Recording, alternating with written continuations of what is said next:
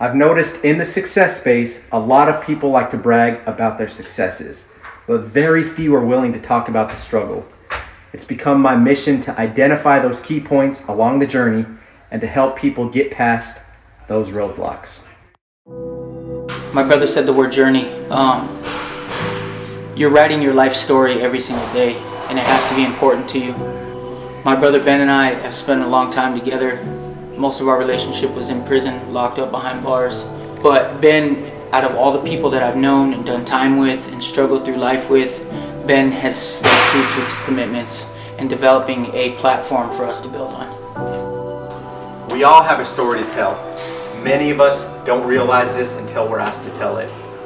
Now, the reason that we're shooting this video inside of this old house that our team is rehabbing is because there's so many similarities of these old houses and the transformation process that takes place into our stories as well, right? Because our stories, our life, we're constantly changing, constantly evolving. And if you look everywhere around you, everything is either growing or it's dying. That's why I believe it is so important that we fall in love with personal development, that we continually seek how we can become a better version of ourselves, and not only that, we build up and raise leaders in that process as well. So let's dive in a little bit with our backstory and talk about metaphorically how that looks, the transformation that we went through inside prison and beyond, and then we can also relate it to actually the process that we go through in some of these old houses and the growing pains that we have pushing these projects to fruition. Yes. So our past, our lives have been a big remodel, right? Yeah. We're constantly remodeling our lives, constantly bringing new things to it, cleaning up the old, fixing the old, the new. So, our stories started together, remodeling our lives, right? Big transitional point in our lives, putting the old life away, right? The old habits away, the old thinking processes, all those things that brought us to that point of prison, to a point of learning how to live new again. Yes. To a point of driving forward and being able to enjoy life and not just losing life. And just like these old houses, you have to go in and you have to put in the work. You have to get in every little corner. You have to get in all the little crevices. You have to get in all these little places. You got to put new paint on. You got to revitalize. You got to bring it all forth. And that process can be painful. Absolutely is. That process, you never know what you're going to find when you tear into a wall. That's right. You think you know yourself until you open one of your walls. Wow. Yes. And that's something that a lot of people might not think about every day. It's certainly something that we don't talk about in this success space, right? It's easy to put up these pictures and forward that highlight reel of all the successes and accomplishments that we're reaching, but we don't dive into the struggles. We don't dive into that refining process. Just like gold goes through the fire, right, to remove all the impurities, the dross comes to the top, right? We don't talk about the struggle and being refined each and every day. Right. And I think that's something that we miss a lot, right? We don't talk about the journey. We're always looking forward, trying to fast forward or microwave our success, focused on that destination, and we forget about that gap, right? The gap between where we were and where we truly want to be, which I call the journey. You'll find that everybody has a highlight reel, right? And the good times, they do motivate you forward. But where the true growth comes from is in the low light reel, yes. Right? And the times that you struggle through, and for our struggle to be in prison, to be felons, to have to change our lives and to come out and fight that stigma, that's against us, or even to battle ourselves within it and trying to live new. How do I operate new today? Yes. How do I paint these cabinets the way they should be painted and fix them right instead of just trying to put makeup on them, and say, hey, it looks good on the outside, what's going on the inside? And I think during our journey, you've been one of the best examples to me, period, because you're one of the only ones that's held the commitment full on, full force. Everybody has dreams, everybody has wants, right? But it's one thing to connect the doing to those dreams and those wants. You have to be a doer of those dreams and those wants. And it's always not a highlight reel when you do that. Yes. Just paying in the offering. It absolutely is. Success is reached in the dark, right? Right. There's an old saying, it says, those who sweat more in training or sweat more in practice will bleed less in battle, right?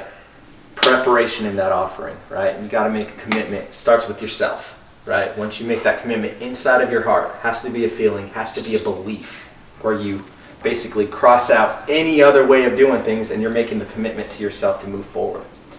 I think the biggest problem that we see in today's generation is we all have this vision of where we want to go, but very few of us actually have a roadmap, right? It's hard to know, well, one, it's hard to know where you're going if you don't have a clearly defined target, right?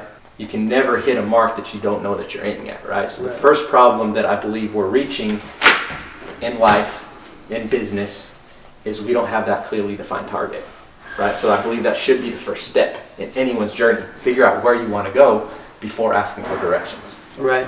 And once you have that, how do you create a roadmap, right? How do you reverse engineer those goals and break them down into bite-sized chunks, right? And I think that's a challenge and a struggle that many people face in this world. And it's become our goal, our mission in life, one, to help inspire action through our action, right? But two, to actually try to help you draw out a roadmap. And it's going to be different for every single person's story.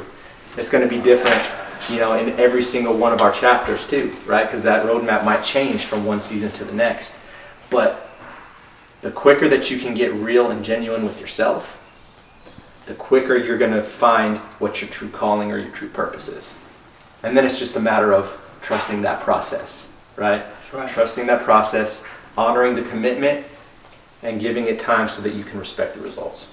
Yeah, and I think part of trusting the process is a realistic evaluation, like you said, a clear roadmap. So everybody wants the prize at the end, right? They all want the pot of gold at the end of the rainbow, but how do you get to the end of the rainbow?